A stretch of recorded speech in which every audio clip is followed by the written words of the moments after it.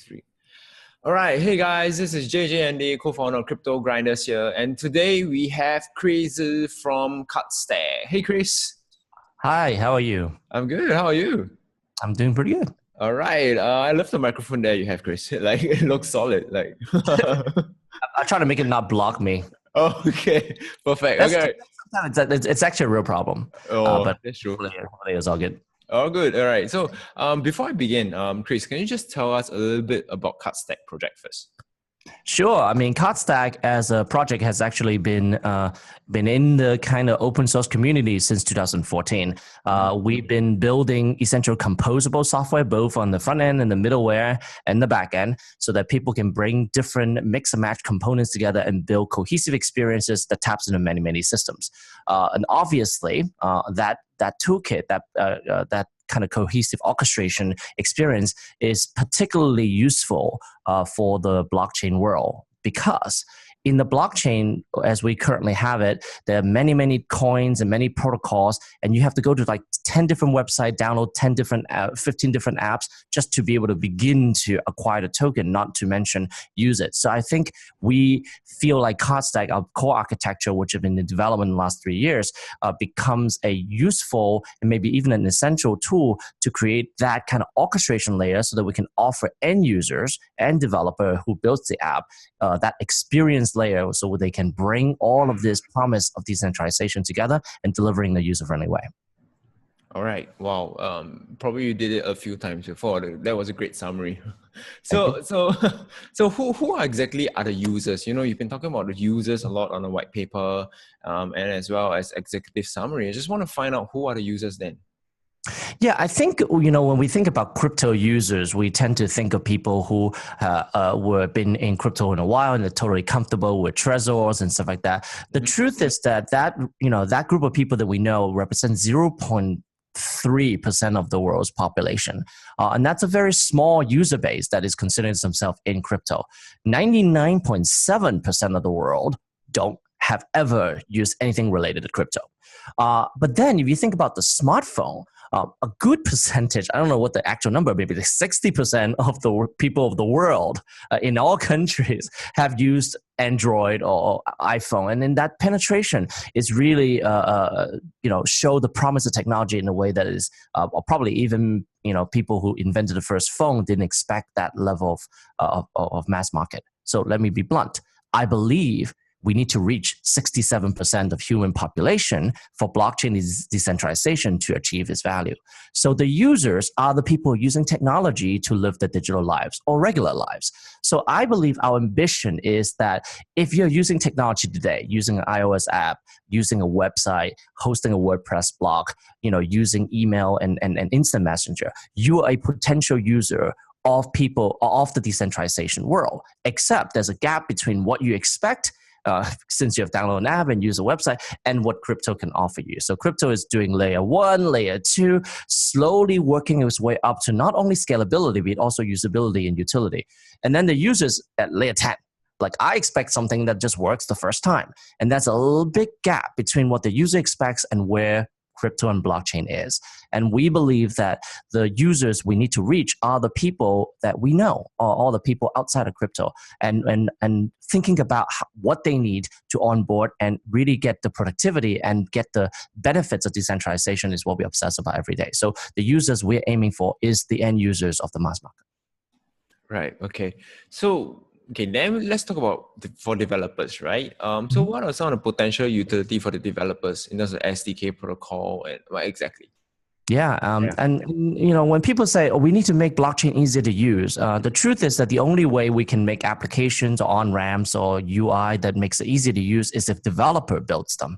Developers, user experience designers, product people who are building, beautiful centralized apps today, they need to find themselves welcomed into the crypto blockchain community and say, hey, I want to go and build a better version of something that does not require one central company to own all the data and stuff like that. But hey, here's how you onboard users. This is how I make it user-friendly. It's how I communicate. It's how I make it human and understandable. I believe that those developer wants to get into crypto and be able to do their work and compensate. But right now, there's a big gap between I was doing an iOS today, and now I'm doing Solidity, which is really low level. You're using the general tech stack. It's as if you're just working like underneath the SQL database or underneath the NoSQL database. And most developers are full stack, but they typically focus on the things that what the user touch and stuff like that. So for us, the potential utility is twofold. One, we offer developers a framework that's familiar with them, speaks JSON API, that use WebSockets, allows you to deploy your module using the Node ecosystem, NPM, which is how Cardstack package and plugged in them are done. And there's a lot of other things like Dockers and all kinds of stuff. So if you know how to do web development, application development, you will feel right at home with that open source toolkit that is actually built on a lot of the basic and popular tools within the current development ecosystem. So we make it so that you can one day say, hey, instead of just tapping to a database, I can now tap into the blockchain, Ethereum. And it would be, at least on day one, doesn't require you to do a whole lot more than you were doing before. And when you get comfortable with Ethereum and maybe other plugin we make for private blockchain, you can get yourself hands dirty and get deep into it. But on day one, you can build beautiful crypto accounting application without worrying about a lot of the low-level detail. We build the plugins to connect this developer experience that's familiar with the type of innovation in blockchain, and that's what we do. And that's the first thing. The second thing is the developers always ask themselves, I want to contribute to open source. I want to make the software ecosystem richer. I want to learn from each other. But there is usually only one or two business model that will allow a developer to get paid. Either they join a company that is doing advertising like Facebook and Google, and they will do open source on the side and then work on Gmail. But Gmail is not open source, right? Like Facebook's not open source. The Facebook ad system is not open source. They use open source. They make something open source. But it's definitely a bargain that, okay, I'll take a high-paying job working for proprietary digital superpower, and I do open source as part of my job on the side. We think that if we can create a token economics, a way to make sure that the end user benefits to those mass market users end up trickling down to the developers to contribute tools to create that cohesive orchestrated experience, developer can now quit their jobs and work full-time on decentralized application is just as user-friendly and just as powerful as what's on the centralized way, but in a way that shares the economic wealth much more balanced than being concentrated in a couple of Silicon Valley companies. So that's the second part, which is the reward and the payment model to allow that the makers, whether it's developers or designers, are going to be able to contribute to this decentralized user experience, the experience layer, and be able to get paid through a token mechanism so that they are rewarded for their work and they can focus 100 times to build that beautiful experience that make crypto usable. All right. So having said that, so what is the revenue model for Cardstack? Yeah.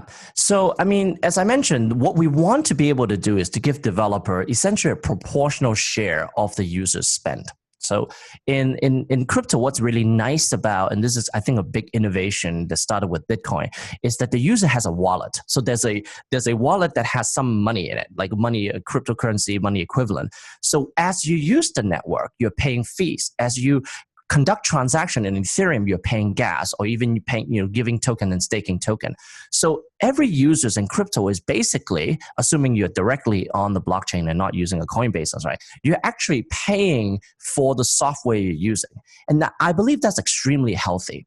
One of the big reasons that we see this whole degradation of user privacy and the strange relationship between us and our kind of digital overlords is because we don't usually pay for it. So we become the product, our data becomes sold as a compensation for getting free email, right?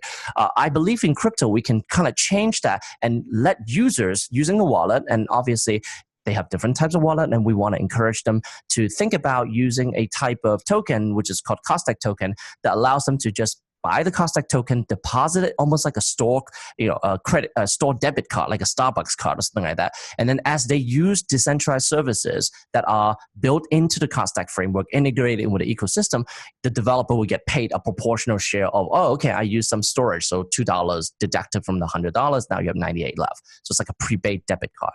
So this allows you to use multiple decentralized storage, decentralized insurance without having to deal with all the tokens in your Trezor wallet.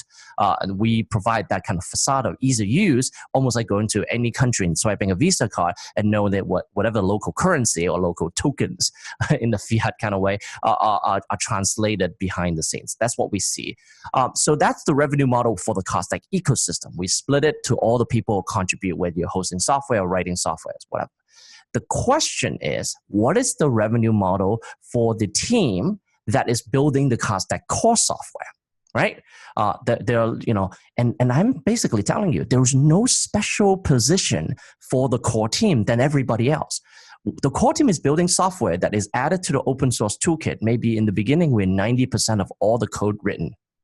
But as people come in and build new modules and new addition, that percentage go from 90 to 80 to 70, and hopefully becomes 10%, maybe even 2%. We just get 2% of the total spend. So we're competing and cooperating on this shared ecosystem governed by the token economics, initially programming Ethereum. Hopefully, as this kind of scalability debate goes, we'll use whatever toolkit that makes sense to implement that token economics. Right. Okay. So let's talk a little bit about technicalities here. So how many API will then be required to synchronize all the different projects, the different apps together? Then? So at least as many APIs as there are, or plugins as there are blockchain that people want to use behind that cohesive Cardstack-based experience. So we currently connect to Ethereum, which is how that adapter is how we're actually using to power our dashboard to organize the token generation event, the whitelisting, or stuff like that. So we have a plugin for that. And as we have also done plugins for private blockchain in projects we've done in partnership with other people in the music business and the media business. They like to use private ledgers because they don't want everything into the public chain. So we have plugin for Hyperledger Sawtooth in particular. So you can imagine that there will be 5, 6 key plugin that expose similar APIs for different blockchain projects. But it actually turns out that the API required is not just the number of plugins to bring in the knowledge and the data and the state from all this blockchain. You also need APIs so that you can index data in real time so you can search them across chain. I have a transaction. Here's what I think it from this person. Where is it? It could be in one of 3 chains. Right now, it's like unless you remember and have a spreadsheet that tells you, you can't really find out. So, there may be an API for search and query, and there may be an API for deploying to a server so that you can start the users and reach the users on the website. And then there may be an API to deploy that to a local machine so you can run it peer-to-peer. So the number of APIs actually exceed the number of plugins. That's a bunch of core infrastructure that allow Cardstack to be really functional and very full. Almost, if you ask the question, how many APIs would it be required to run an app on the iPhone? It turns out a lot. But once you build it, once Apple say iOS 10 support these features, you get all the developer using the API learning, kind of familiar to getting one documentation from one kind of well-orchestrated team, and then they're building great things. We want to do the same thing. As many APIs as it needs, we'll build. Okay. So what data then are you tracking here? And how do the Cardstack team then analyze the data? Is it decentralized or is it centralized? Yeah. So I think a lot of the even a lot of the decentralized protocol projects have this idea that want to protect privacy. But once you get to dApps, once you get the decentralized app, they typically look very much like a website that you were before. They may do some decentralized stuff in the mechanics, but it's still going to one website, giving us the data, and then they can still sell your data. Cardstack does not have a data-driven business because we actually want you to run Cardstack on your own server, right, and capture your own data. This is not all that different to say, instead of going to Medium or a centralized hosting company, I want to give you WordPress to run on your own blog. If you run WordPress on your own blog, you control the data. You can control log files. That's how Cardstack is deployed. Cardstack.com is a community portal so we can bring our community together. But we want every single person who's running Cardstack or customizing the Cardstack software for their own use case, whether it's more content-oriented or more accounting-oriented. You run it on your own machine or your own cloud or your own even peer-to-peer node on your desktop or laptop, and you control the data. We do not see it. Okay, so how scalable can then the system be? Is it more of an interoperability concept, or is it everything you could use it on an interface? So I think scalability is really about layering, right? So most people who have done big web application knows that there's not a single machine in Google that is doing everything, right? Search and Gmail, they have layers that like web servers, API servers, logging servers, analytics servers, and that's just modern technology. People don't see it because they call it the cloud. I know that's not as hot and sexy as blockchain, but that's really what's powering a lot of our digital lives. It's these multi-layered architecture organized by these behemoths in giant campuses around the world, not just in Silicon Valley, I'm sure in Shenzhen as well.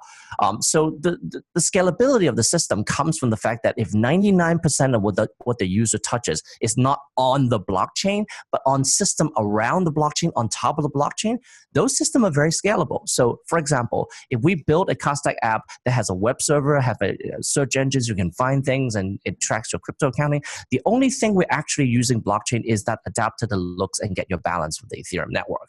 And that's fairly scalable. Now, if you have a lot of users adding new stuff to Ethereum, that's going to be limited by how scalable Ethereum is. So we're going to benefit from all the scalability work that is done in each of the chain, moving to DPoS, whatever we want, EOS, we want to be able to support that. But when every single dApp that is built on Ethereum today send every single click to the Ethereum blockchain, then that's not very scalable because you're taxing the limited bandwidth for this network, this global replicated peer-to-peer network to do everything. Cardstack's vision is that, well, we're only going to use the blockchain to, exchange the data, store the ledger, but most of everything that you click on is actually on a layer above, the experience layer, what we're building, using more traditional technology. So I think from day one, just the Cardstack approach, we're deploying a lot more of the toolset that's familiar to developer that has built-in and proven scalability, and then using for blockchain. And as much as it is ready to do, when it's ready to do more, we either add more user or more complexity, but we're not going to magically create scalable thing on the blockchain. It's just offloading that to something that will be comfortable and easy to use for developer to use the tool they know to build the scalable system that already exists today. Okay, so are there applications that's already embedded into the interface, website interface or Cardstack interface? And what are some of the key partnerships here then, as of now? Developed? Yeah.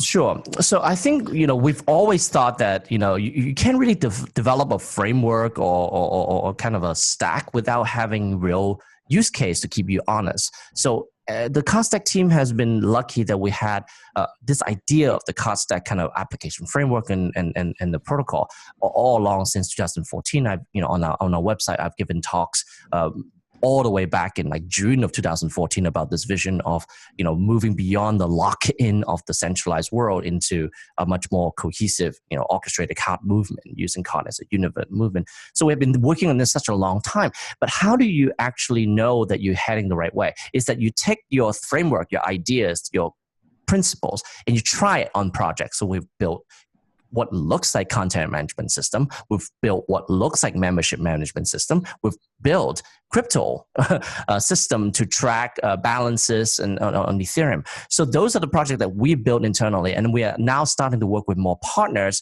who are not like another coin, and obviously would like to partner with people who are doing protocols because they are kind of like a plug-in into our framework. But we're working with people with vertical use cases. How would a decentralized healthcare look like? How would decentralized supply chain look like? We want to collaborate with them and say, what would be the type of needs for that type of system? For example, for healthcare, it's like, well, you don't really want to put healthcare record on chain. You're just really giving permission for another person to have a permission slip to then access the data that you can revoke the permission later. So it creates this nice little kind of a test and say, so maybe it's not about putting healthcare data on chain, but just creating a permission system within a private ledger that has connectivity to existing repositories, right? So those are these kind of concrete partnership and use cases that we're developing now. And I think in the next 2 or 3 months, as we solidify our ability to essentially announce like, hey, here's a proof of concept, or here's the first version of this, then you can say, hey, Cardstack is really the substrate for some of the more practical and more market-ready project. And people are going to be really excited to say, hey, maybe if I have an idea for decentralized regulation and tech and stuff like that, they're going to look at Cardstack as to say, they've got some mature ideas we can build on what they already learned. All right. So, in your white paper, you did mention proof of analytics. Okay. So, is proof of analytics the same as proof of stake? And then how, I mean, I do stake certain tokens, right? So I'm just wondering, how can I become a Cardstack analytic miner if I want to?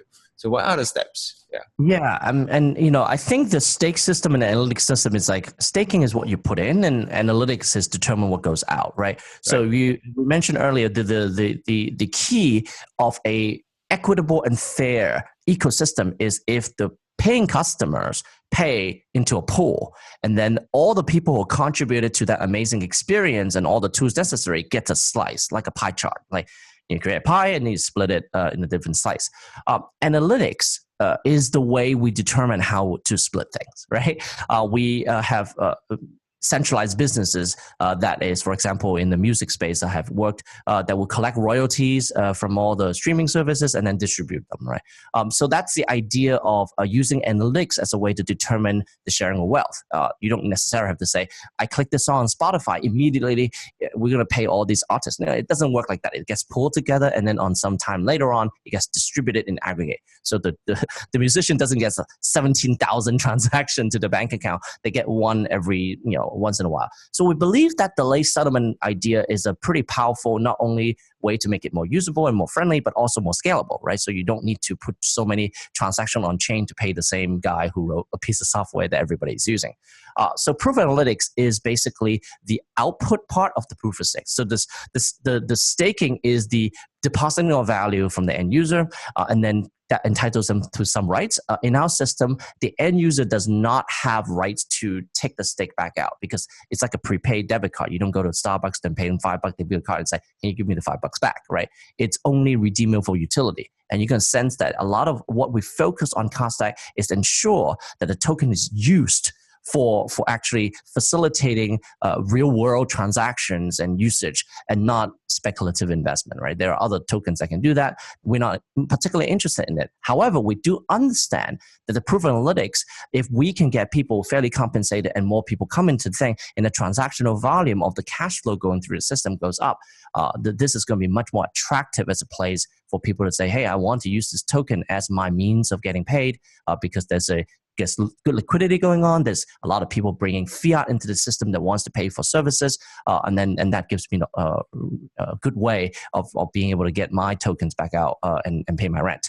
So we want to make sure that we can provide that. So just one minor note about the proof of analytics. The proof of analytics at the core of it is something called proof of usage, which is when a service provider has done something for a user, instead of going on chain and deducting a balance directly on chain, which will not be very scalable, they write a proof of usage record, which is like, this person at this time did this on my server, and I would like to claim some portion of reward for that. And that's where the kind of raw data of what went on. And we can certainly protect who did the work and what data was done, just the fact that some useful work was performed.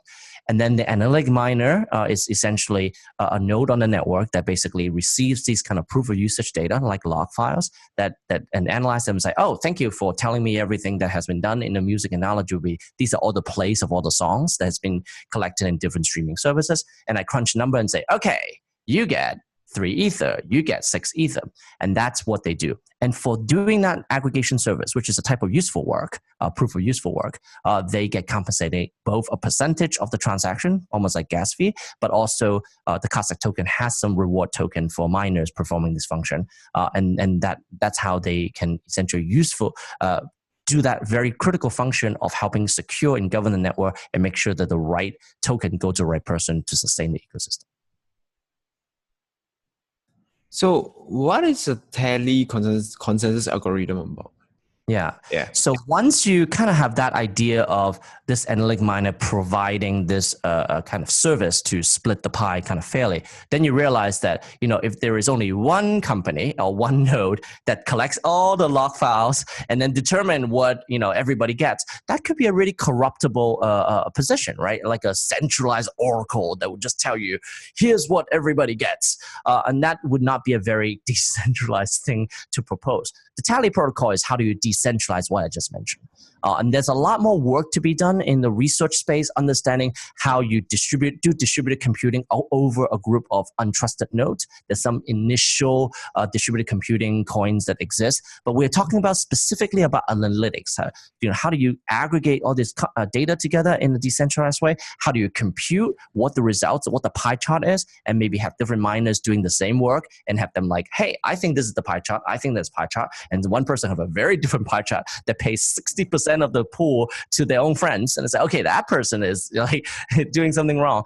So that ability for us to figure out a deeper consensus algorithm to determine who to trust, to then say your pie chart is the one we're going to use to split this stake pool. That's something that is a long-term and hopefully very fruitful research direction for us. In the meantime, we're going to do, using a decentralized Oracle provable computation approach, similar to what is going on with TrueBit and stuff like that, to start. But I think we have a much greater vision that this type of analytics and this kind of data-driven governance is actually going to be a really important part of crypto and the world. Because right now, if you think about smart contracts, and when they like, I'm going to slash your stakes, or whatever, they're actually operating on sixth grade arithmetic. Right? It's very simple. If it's less than 3, do this. More than 3, do that. But if you think about what's going on in Facebook or YouTube when they decide to reward a contributor or demonetize them, those algorithms are pretty complicated, right? And somewhat arbitrary and frustrating. It's like, how did they come with that result? Why wouldn't Uber send me more customers? And those are like opaque algorithm. With Tally protocol, if we can figure out a way to how to equitably split this pie, that protocol is bigger than just the Cardstack mechanism of rewarding software. There's a general idea of, can token-driven community use data analytics and maybe even further machine learning and all those techniques that's governing our digital lives today, but do it in a transparent way where the algorithms get voted on, confirmed, and then have a group of neutral analytic miners doing the work. Like, I don't know, I'm just grading homework, I'm just trying to do my work and getting my reward, and they don't really care whether you should be monetized or you should be banned, but they're just running the community's consensus algorithm. That's the long-term goal of, hopefully, then when Tally becomes not just the algorithm that help govern this particular software and services network that the Cardstack token represent, but something that could be used for other community. And that's the consensus algorithm we're really excited to work on and bring to the world. All right, great. So what is the idea for mass market adoption here for Cardstack? Yeah, so I think as you mentioned, there's a lot of stuff that is going on in Cardstack, and a lot of people come to me and say it's a very complex thing, but there's a really clean thread that connects the user interface layer, the development SDK, the token model for splitting basically revenue across a bunch of cooperating and competing developers and product designers, and your miners doing computation. Everything lines up pretty nicely. But nobody in the mass market cares about any of this. They just want beautiful application they can use. They want one-click install blogs. They want one-click install crypto accounting systems that connects to all the data source they need. So I think in a way, the mass market adoption requires us to acknowledge one thing, which is total decentralization is fiction. It's not going to happen. Not everything that we do today will become decentralized, where your banks and your insurance, it's going to be incremental. There's going to be things that are really ripe for decentralization. There's a natural monopoly that's been choked by this entity or this industry. We want to decentralize it. But some of the things could still be competitive, right? Competition in the market is the type of decentralization. For example, DNS or domain name system is not totally decentralized, but there's a lot of registrar competing for business. And that seems okay, right? That's a healthy market where you don't feel totally locked in the way, Facebook owns certain, application. So I think the mass market adoption comes from having healthy competition from many, many people in different countries using the Cardstack framework the way they will use WordPress and Drupal.